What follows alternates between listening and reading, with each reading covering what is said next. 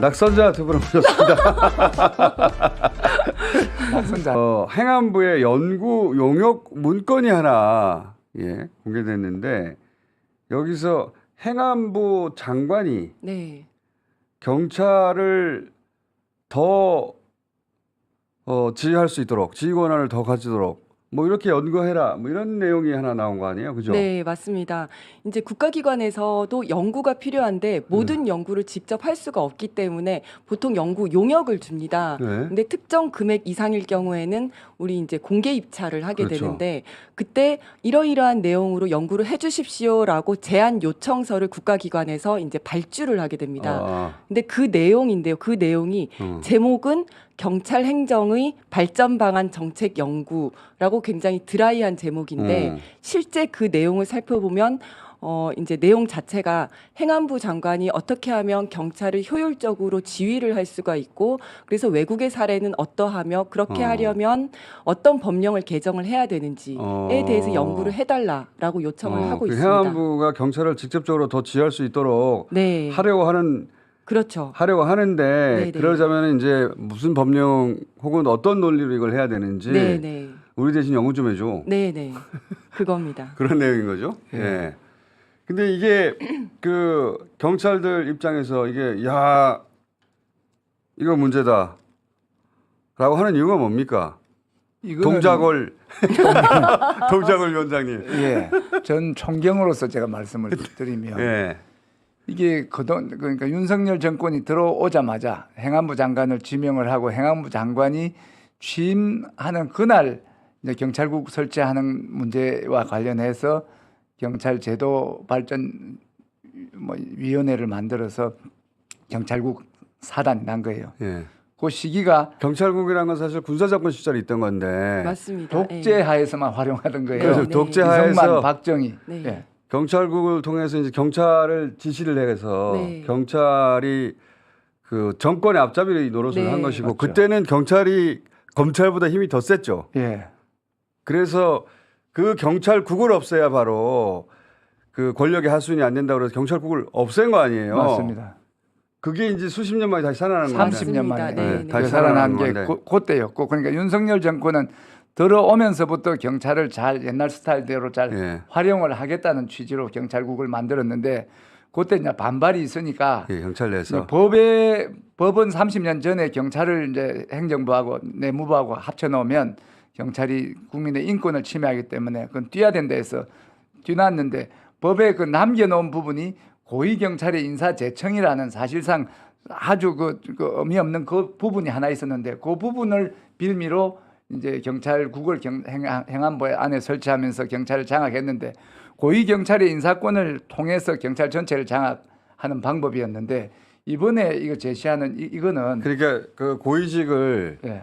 자기들 마음대로 인사를 해가지고 그래서 통제하려고 한 건데 예. 그런데 이번에는 뭔가 하면 그래서 고위직의 인사를 갖고 있으니까 승진하고 싶은 사람은 우리 편에 줄 서라 예. 이런 컨셉이었다면 예. 지금은 지휘권과 감찰권을 하겠다는 이야기는 승진하고 상관없이 우리는 언제든지 지휘를 할 수 있고 그다음 지휘 안 들으면 감찰할 수 있다니까 아하. 전 경찰에 대한 통제권을 확보하겠다는 그런 사실은 이제 조금만 보충해서 설명을 드리면 지금 그 참고로 행안부에서 우리 이지은 낙선자 위원장 전 총경은 변호사 자격증이 있습니다. 네.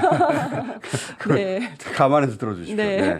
근데 이번에 행안부에서 발주한 그 제안 요청서 자체에는 뭐 징계 감찰권을 한다라는 얘기는 없습니다. 없는데? 왜냐하면 이거는 그냥 제안을 해주세요라고 요청하는 발주서기 때문에 그런데 요거를 이제 결과적으로는 여기에 많은 사람들이 제안서를 보낼 거지 않습니까? 예. 보내면 그걸 보고 행안부에서 이제 선정을 할 건데 그렇죠. 그 내용 중에서 이제 행안부 장관의 지휘권을 확대하기 위해서 감찰권을 확대하겠다, 징계권을 넣겠다 이런 제안들이 막 들어올 겁니다. 그거를 목적으로 하는 거라고 지금 맞습니다. 이제 경찰에서 의심하는 것이고 그거 안 할 거면 이거 왜 하느냐 이거죠. 그렇습니다. 보도가 한국일보 보도가 이제 그렇게 구체적으로 나와 있습니다. 보도가 네, 목적이 그건데 네. 목적으로 이제 이게 이제 공무원이 하는 일이다 보니까 네.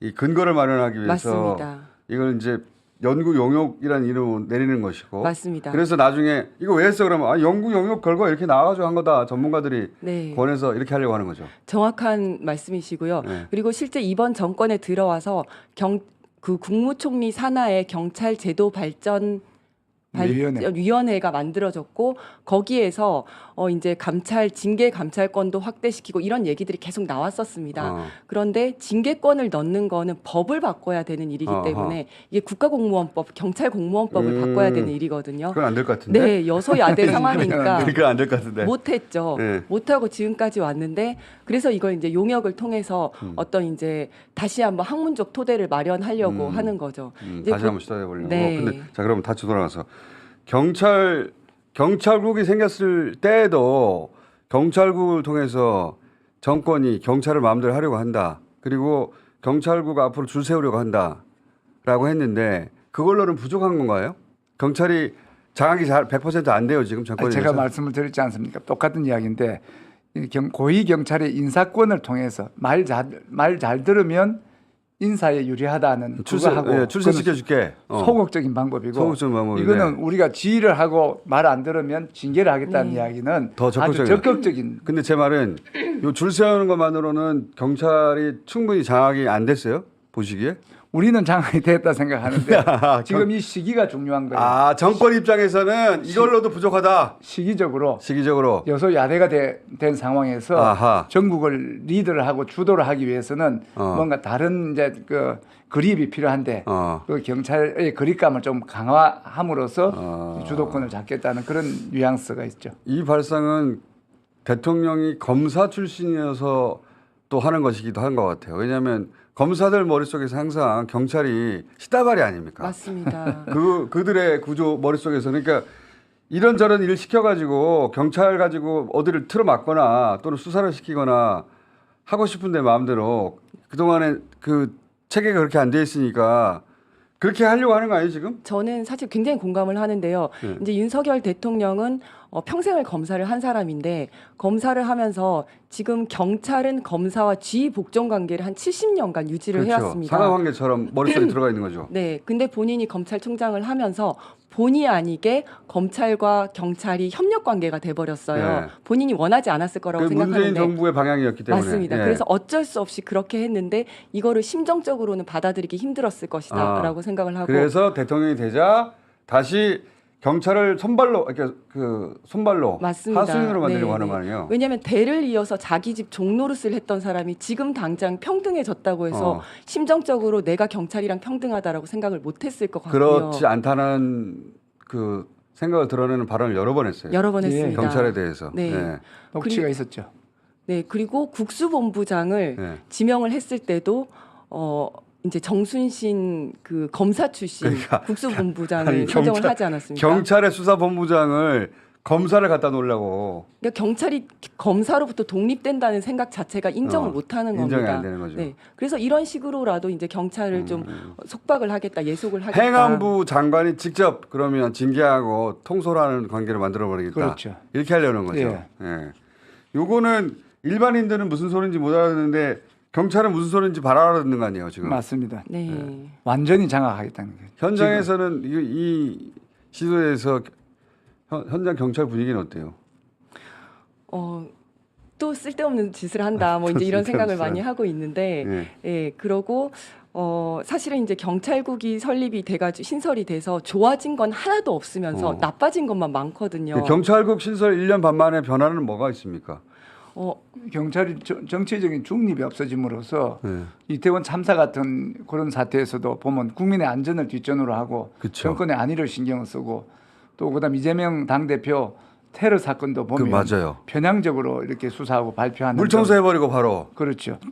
그렇기 때문에 이 드러나는 두 사건 말고도 만연한데 이 지금 경찰이 정권의 눈치를 볼 수밖에 없는 그런 상황에서 지금 징계하고 지휘하고 징계하겠다까지 오면 앞으로 더한 경찰의 그럼 독립청이 아니죠, 사실은. 맞습니다. 예. 그래서 이 부분에서 이제 국민분들께 꼭 말씀드리고 싶은 게 이제 잘 모르시는 분들은 행안부 내에 경찰청이 있으니까 행안부 장관이 지휘하는 게 당연한 거 아니야? 이렇게 생각하시는 분들도 계시더라고요. 그런데 이제 이게 법에 근거가 없습니다. 정부조직법에 보면 모든 장관들이 어떠한 일을 해야 되는지가 굉장히 구체적으로 명시가 되어 있고 행안부 장관 같은 경우에는 17가지가 딱 구체적으로 나열이 되어 있습니다. 거기에는 선거 관리라든지 민방위 업무 이렇게 굉장히 구체적으로 나열이 되어 있는데 거기에 치안이 없습니다. 치안이 빠져 있는데 그거 이제 아까 공장장님께서 잠깐 설명하셨다시피 이게 빠지게 된 데는 그 역사적인 이유가 있습니다. 제일 처음에 1948년도에 정부조직법이 처음 마련이 됐을 때는 내무부 장관의 업무에 치안이 들어가 있었어요.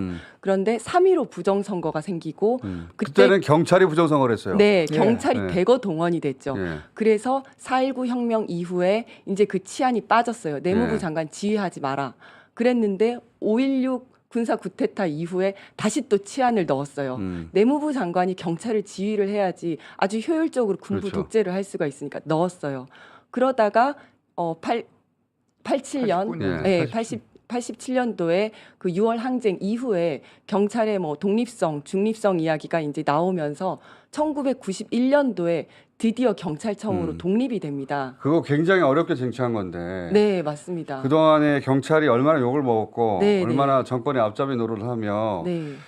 그런 이제 경찰 내부에서의 비판, 그 네. 경찰대 출신 초반 엘리트들, 예, 그분들이 주도해가지고 어렵게 이걸 빼냈잖아요. 네, 네. 그래서 이제 그 행안부하고 경찰하고 상호관계가 아니게 됐는데 독립청이 예. 됐는데 네, 네. 그걸 옛날로 되돌리고 싶은 거잖아요. 맞습니다. 그때 이승만 정권, 그 박정희 네. 정권 시절로. 1991년도에 경찰청으로 독립될 때에도 이때도 경찰국은 남겨놔야 된다 또는 지휘는 할 수 있게 해야 된다라는 주장이 있었지만 야당과 시민사회의 강력한 반발에 의해서 그게 다 무산됐거든요. 네. 그렇게 30년을 잘 살아왔는데 이번 정권 들어와서 법은 바꿀 수 없으니 시행령도 아니에요. 그거보다 더 밑에 있는 규칙이거든요. 규칙으로 지휘를 할 수 있게 만들어 놓은 겁니다. 근데 그걸 더 강화하겠다. 강화하겠다고 예. 하고 있는 겁니다. 정권이 이제 총선 끝나고 나서 하반기로 가니까 이 걱정이 되겠죠. 걱정되니까 그걸 경찰 경찰로 장악으로서 해결하겠다는 거죠. 경찰을 틀어주셔서 하겠다. 네. 이거는 될 일이 아니네요. 네. 돼서는 안 되고.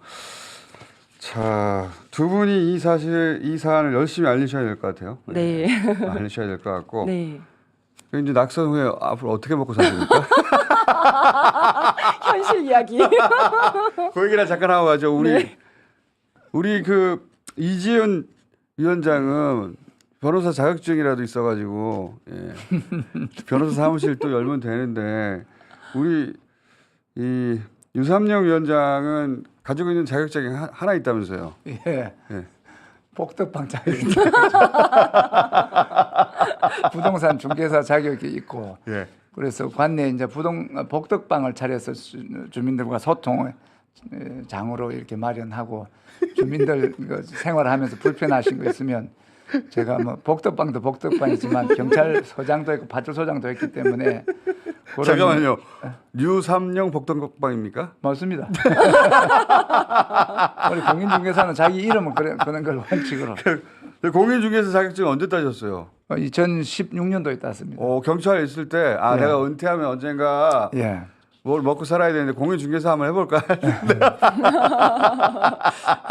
그리고 공인중개사 복덕방은 이제 그래 하고 예. 또 이제 유튜브를 지난번에 이제 유삼영 TV를 만들었는데 주로 보면 선거 관련해서 홍보하는 식으로 해서 예. 그걸 했는데 이제는 이제 토크를 통해서 이 실시간 방송이나 토크쇼 같은 방식으로 이제 대중과 소통하는 지금 구독자 몇 명까지 갔습니까? 지금 2.9만 명, 아직 3만 명 안 된대요. 3만 명이 거의 29,400명인가 지금 돼 있는데 한 5만 명은 가야죠.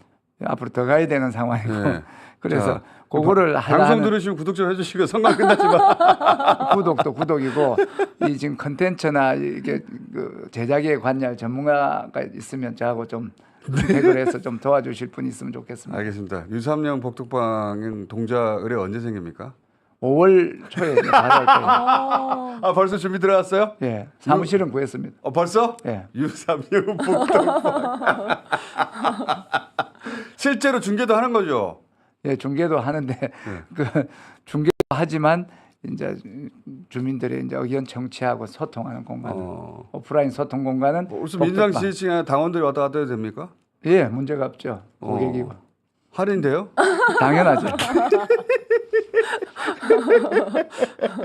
유삼령 복덕방. 벌써 5월달에 시작한다고요? 예. 야, 잘 될 것 같은데. 네, 참 놀러 가겠습니다. 예, 다른 복덕방보다 수수료는 좀 싸게 해주셔야 돼요. 수수료 싸게 하는 게 부동산 중개법 위반이나 뭐 부정 경쟁 그런 게 안 된다면 그 선 안에서 예. 예. 충분히 하겠습니다. 사기 당하지 마시고요. 사기를 대비해서 2억 원의 공제가 딱 들게 돼 있습니다. 사기를 치지는 않으실 분인데 사기를 당하실까봐 제가 사기 당하지 마시고. 자, 그럼 이지은 우리 위원장은 변호사 사무실 언제 옵니까? 저는 사무실 열려면 일단 인턴 기간을 거쳐야 돼가지고요. 한 6, 7개월 정도 더 있다가 열어야 돼요. 올 하반기에 하나 열리겠네. 열어도. 네, 하반기 올해 말 정도나 겨울에, 될것 그죠? 같습니다. 네, 네. 역시 이지은 법률사무소. 네, 제 이름 걸고 하려고요. 역시 마포갑에 열리는. 마포갑에 하려고요. 네. 화분 보내주세요. 네. 저 복덕방하고 서로 연계해가지고 네, 맞습니다. 법률자문은 여기서 받고요. 예. 네, 네, 우리가 저 중개를 하면 네. 등기할 때는 절로 가면 됩니다. 좋습니다. 네. 할인 쿠폰 같은 거 나눠드리겠습니다. 그리고 유튜브 하면 제가 또 출연을 하기로 했거든요. 그래서 둘이서 같이 하는 컨텐츠 한번 그렇지. 만들어 볼까. 이지은 그 TV 몇 명입니까 지금? 지금 2만 명 조금 안 됐습니다. 둘 다 비슷하네. 합치면 8만 되겠다. 근데 공통된 사람들이 많을 것 같아요. 두 분이 합쳐가지고 콜라보 방송하세요. 예. 예.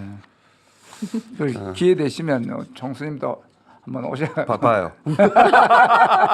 자, 다음에 요 사안으로 요거 이제 계속 진행될 테니까 네. 요 사안으로 또 모시겠습니다. 감사합니다. 감사합니다. 감사합니다.